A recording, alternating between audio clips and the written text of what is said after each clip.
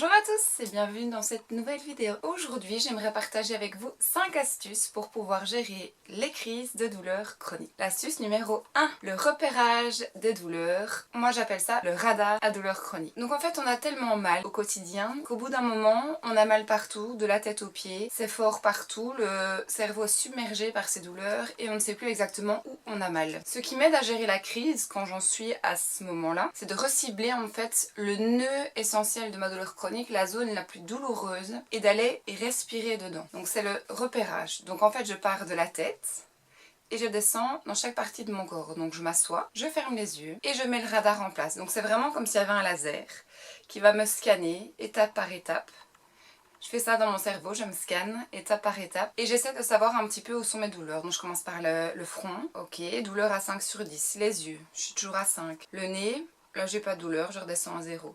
Le menton, les mâchoires, ici, les épaules, voilà, et je vais vraiment zone par zone jusqu'à mes pieds. Une fois que j'ai fait ça, je choisis la zone la plus douloureuse, celle qui est insupportable, celle qui est très difficile et qui me bloque et qui m'empêche de bouger. Je la choisis. Je mets dans la position la plus confortable possible. Bien sûr, quand on a mal, il n'y a pas de position idéale, mais dans celle qui me fait le moins mal. Et je respire dans cette zone. Donc je ferme les yeux. Souvent, je mets une main dans cette zone qui est la plus douloureuse. Donc moi, ça régulièrement ici. Donc je mets ma main pour délimiter cette zone. J'imagine, en fait, je mentalise le fait que j'inspire dans cette zone douloureuse et au moment d'expirer, j'essaie de visualiser comme si j'essayais de faire sortir un petit peu de douleur lors de mon expiration. Dit comme ça a l'air très loufoque, mais en fait ça fait beaucoup de bien, ça aide à détendre, ça aide à relâcher. Et mentalement on a l'impression de faire sortir un peu de douleur, même si c'est pas nécessairement la réalité, et bien sur le moment ça fait du bien. J'essaie de me détendre un maximum. On peut mettre une musique qui aide à se détendre, si ça peut aider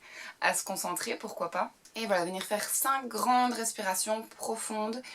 Et ça aide en fait le corps à se relâcher, à se détendre. Et mentalement, on arrive à mieux se rendre compte de où est la douleur. C'est sûr que j'ai mal à de nombreux endroits, mais j'ai quand même pas mal des pieds à la tête. De me dire j'ai plus de mal là, là j'ai moins mal. Ça permet un peu au cerveau de refaire le tri, de se recentrer. Et si on a mal dans différentes zones, on peut bien sûr aller dans différentes zones. Moi, ce que je commence toujours, c'est la zone la plus douloureuse. Et puis des fois, j'en fais jusqu'à 3 zones. Celui-là, je le fais au matin. Quand au moment où je me réveille, la douleur explose et où j'ai l'impression que je ne vais pas savoir bouger. Je fais ce petit repérage radar de la douleur. Et au moment où la crise est à son pic et que je ne sais plus comment la gérer, je peux l'utiliser à ce moment-là, ça me fait du bien également. Ça, c'est l'astuce numéro 1.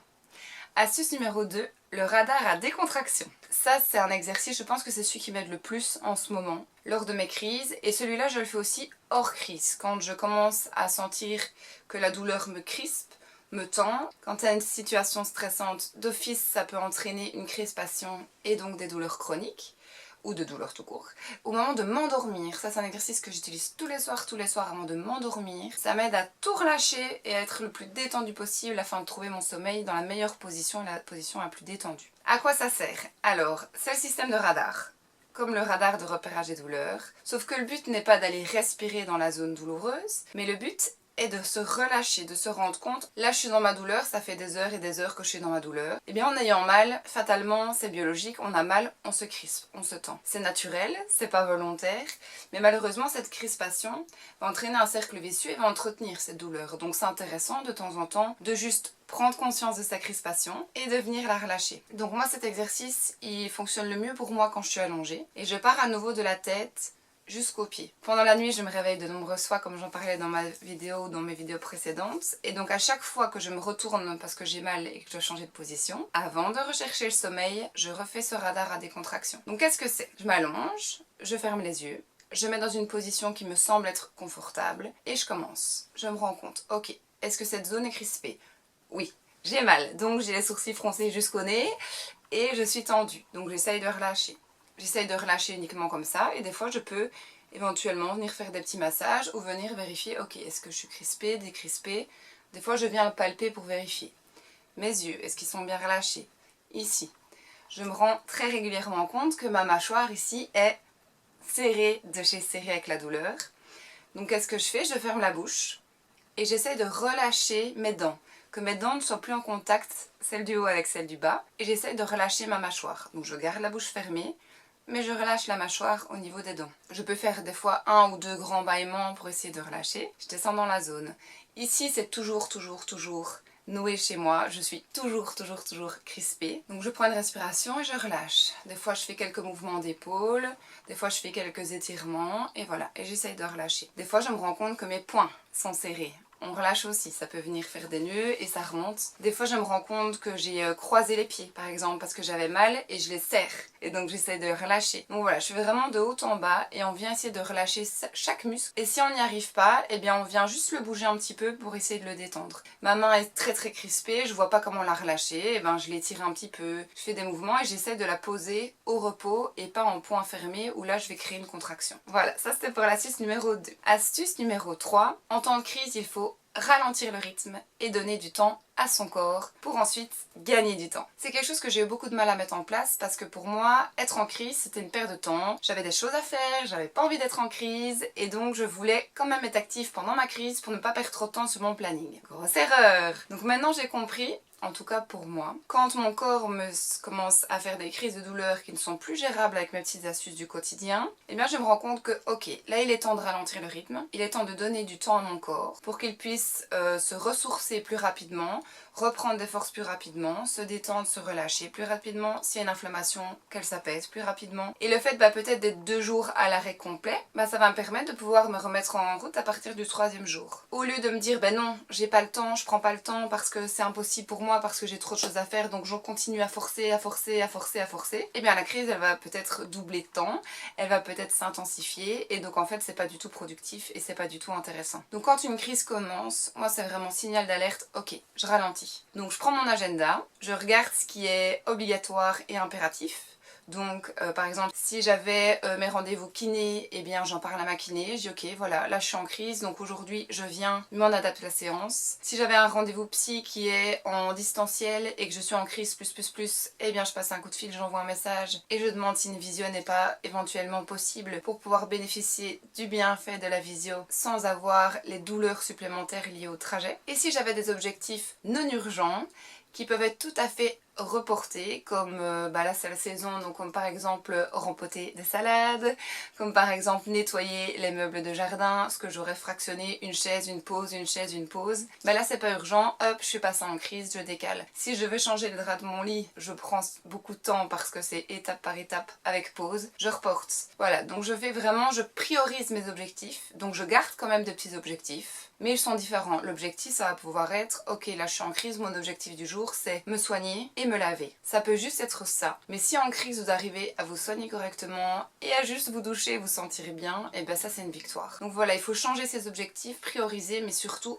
accepter de ralentir le rythme pour en fait gagner du temps par la suite. Alors, petite astuce numéro 4, en tout cas chez moi, les crises de douleur chronique ont été pendant longtemps de pair avec agacement, déception, frustration, colère parfois. Et donc tout ça c'est pas évident à gérer. Donc par moments j'explose. Heureusement j'ai travaillé là-dessus donc c'est de moins en moins mais ça m'arrive encore. Et pour ne plus avoir ce trop plein d'émotions, de douleur, de frustration, de colère et tout ce trop plein à gérer, eh bien je le prends en charge dès le début de la crise. Donc dès qu'une crise commence, je priorise mes objectifs, je fais les différents radars et puis quand je sens que moralement cette crise devient difficile, devient pénible, une des premières choses que je fais c'est que j'en parle autour de moi. Je dis ok, là je sens que je commence à être irritable, je sens que la crise commence à être lourde sur mon moral, elle me pèse. Donc voilà, j'en parle autour de moi, rien que ça, moi ça m'aide à diminuer la colère et la frustration. Parce que souvent les proches ont un mot gentil, écoute, demain est un autre jour, tu verras bien, chaque chose en son temps, prends le temps pour ton corps, demain ce sera une autre journée, ça se passera peut-être mieux. Ou alors simplement avoir, ah je t'entends, allez pas chouette mais tu vas voir, je suis sûre que tu vas y arriver. Et bien mentalement ça fait du bien, on se sent moins seul. Une autre chose que j'ai appris en hospitalisation et qui m'a beaucoup aidée pour gérer tout ça, c'est de prendre un cahier et d'écrire tout ce qui m'agace. Tout ce qui m'énerve, tout ce que je voulais faire. Alors maintenant le cahier il est plutôt version ordi parce que quand j'écris ça entretient les douleurs. Donc n'hésitez pas à faire en message vocal, sur l'ordinateur, sur votre tablette, sur votre GSM, peu importe. Et si l'écriture n'est pas douloureuse parce que vous avez des crises douloureuses dans les jambes, bien tant mieux pour vous, n'hésitez pas à écrire. Mais moi le fait de poser tous ces agacements, ces frustrations, ces colères, cette tristesse aussi que je pouvais avoir de temps en temps, bien ça m'aide à l'évacuer. Et le fait de moi évacuer tout ça, je suis plus détendue et donc mon corps se relâche un petit peu et ça aidera toujours pour gérer cette crise. Alors ça peut être l'écriture, ça peut être le dessin, ça peut être de l'art, ça peut être un de vos passe-temps. Par exemple, moi j'aime beaucoup le coloriage anti-stress. En crise, moi je suis pas capable de le faire, mais peut-être que si vos crises sont dirigées à un autre endroit que moi, ça c'est possible pour vous. Donc n'hésitez pas, voilà, lire, écrire, dessiner, en parler et lire, voilà. Moi lire, ça m'aide énormément parce que je m'évade. J'ai un lutrin, je le proposerai dans une prochaine vidéo de vous montrer une façon qui me permet de lire sans augmenter à aucun moment mes douleurs. Donc ça j'ai mis beaucoup de temps à le trouver, donc je vais le partager avec vous. Et donc moi lire, le fait de pouvoir déconnecter, ok, pendant une demi-heure mon cerveau se débranche et j'essaie de me connecter sur mon livre et de me raccrocher à cette histoire, à cette fiction et à me déconnecter de mon corps. Je me déconnecterai jamais, la douleur est toujours là, mais de la mettre un petit peu en arrière-plan pendant quelques instants, ça me fait du bien et ça me ressource mentalement. Et le fait d'être rechargé mentalement, ça m'aide. Ça peut être aussi dire ok, là je sais rien faire parce que j'ai mal. Bah quitte à rien faire, autant prendre le temps de faire quelque chose qui me fait du bien. Et donc souvent c'est l'occasion pour moi de regarder un épisode, une série plutôt humoristique. Je vais pas commencer à sortir un film nostalgique à ce moment-là, mais j'essaie de regarder un épisode d'une série qui me fait du bien. Et alors ça me permet aussi de me détendre, de relâcher. La douleur est là, je ne l'oublie pas, mais au moins je fais quelque chose qui me fait du bien mentalement. Physiquement je peux rien faire, donc autant faire quelque chose qui me fait du bien mentalement, au moins je m'occupe d'un des deux aspects. Et alors la cinquième astuce, pour vivre au mieux sa crise, ça pourrait être si possible de mettre en évidence ce qui a éventuellement pu la déclencher et d'apprendre quelque chose de ce déclencheur. Alors les crises ont des fois une cause, ont des fois une source, des fois on ne comprend pas d'où elles viennent. Quand on ne comprend pas, c'est frustrant, mais c'est la réalité des choses. On a un système nerveux central qui est déboussolé, qui est hyper irritable, hyper sensible, et des fois on peut comprendre et en apprendre, et des fois pas. Alors si on ne comprend pas ce qui se passe, bah c'est pas de notre faute, et c'est pas grave, et c'est normal. En fait, parce que les médecins ne savent pas exactement ce qui se passe. Donc c'est normal que tout ne soit pas explicable. Par contre, de temps en temps, moi je parviens à les expliquer, et à me dire, ok, là j'ai été trop longtemps sur l'ordinateur, j'aurais dû fractionner, j'aurais dû mettre mon minuteur de 20 minutes. J'ai oublié, je ne l'ai pas fait parce que j'étais prise dans mon activité. Et du coup là, ça me déclenche une crise parce que là, au niveau de mes cervicales, j'ai forcé. Alors, le but de trouver cette source, c'est pas de s'en vouloir et de se culpabiliser, de se dire « mais enfin, je le savais, j'aurais dû faire attention, mais qu'est-ce qui se passe ?» Pas du tout. Vous avez le droit d'oublier de temps en temps. Ce qui compte, c'est de se dire « ok, là j'ai fait cette erreur-là, mon corps m'a fait comprendre et m'a permis d'en apprendre davantage sur lui et de me dire ok, là c'était pas, ça me convient pas ce que tu fais, ne le fais plus. » Eh bien j'apprends et la fois d'après, je vais pouvoir peut-être diminuer la crise suivante ou même peut-être l'éviter parce que je ne referai plus la même erreur. Et puisque en douleur chronique, on a le temps, quand on est en crise, de penser, de réfléchir parce que notre corps ne nous permet pas de bouger beaucoup. J'aimerais bien, pour ceux qui ne connaissent pas les douleurs chroniques, donner un exemple. Quand je suis en crise, ça peut m'arriver par exemple de devoir rester allongée parce que chaque mouvement est horriblement douloureux pour moi et m'empêche de bouger. Et ça peut m'arriver tout simplement de devoir aller faire pipi. Mais mon corps ne bouge pas. Mon corps est trop douloureux, je n'y arrive pas. Et donc ça peut m'arriver régulièrement de me retenir parce que je peux pas y aller. Et je peux me retenir 3, 4 heures, jusqu'à devoir y aller en urgence, mais y aller en pleurs parce que la douleur est trop violente, y aller et revenir en pleurs et de nouveau m'allonger plusieurs heures. Donc voilà ce que c'est que la réalité. Donc pendant ce temps-là, on a le temps de réfléchir quand même. Et donc je pense que, quitte à avoir des ruminations négatives qui ne seraient pas productives, autant réfléchir à des choses positives en se disant voilà, qu'est-ce qui a pu se passer? Ah, peut-être que c'est lié à ça, ah, peut-être que c'est lié à ça, du coup la prochaine fois j'essayerai autre chose. Voilà, c'est des petites astuces. En voilà 5. J'en ai encore un paquet à partager avec vous, ce sera pour une prochaine vidéo. Je vous remercie d'être encore là et j'aimerais partager avec vous et vous faire la rencontre et la connaissance avec Padmé, le deuxième chat de la famille, ma deuxième chassistante, qui est beaucoup plus indépendante que la première, mais qui est également très gentille et qui me soutient également beaucoup. Et pour finir, j'aimerais vous dire, si vous êtes en crise, que ok, peut-être qu'aujourd'hui c'est galère, aujourd'hui c'est pénible et aujourd'hui il y en a marre, mais demain est un autre jour, demain ira peut-être mieux. Et vous n'êtes pas seul, donc parlez-en autour de vous. Cherchez du soutien dans votre entourage, qu'il soit médical, familial ou amical. Ne restez pas seul. Prenez soin de vous et à très bientôt pour une prochaine vidéo qui, j'espère, vous aidera. Au revoir!